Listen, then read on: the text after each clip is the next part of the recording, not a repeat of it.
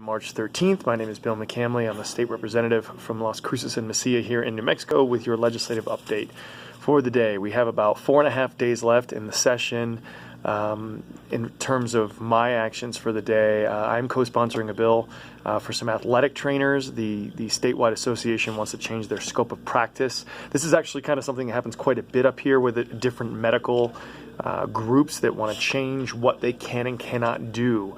In this case, with the athletic trainers, they wanted to change up some of the definitions in their law to match up new things that their national association really wants to, and this helps them with training and such. And it's always a little bit of a discussion with different groups. In this case, it's the physical therapists, but we were able to find out a way to get that done, and that went through a committee today. Hopefully has another one in the House, and then it gets to the floor in the next couple of days.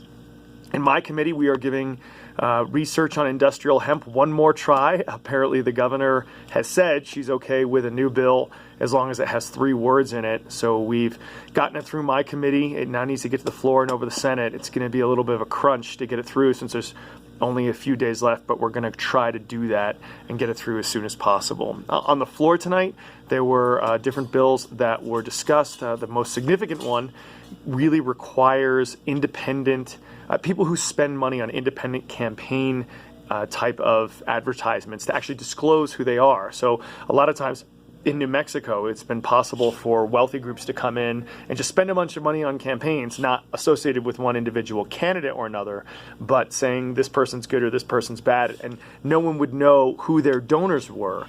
This law is a pretty significant change requiring that, and it's a big deal for elections. In the Senate, they passed a bill that I actually carried 2 years ago that's now being carried by Joanne Ferrari, a representative also from Las Cruces, to limit the amount of testing that is able to be done. Now, it's much more limited. It's only, I don't think it includes park and those sorts of things, but it limits some of the other tests that can be done in our public schools, as over-testing is a really big issue for a lot of folks.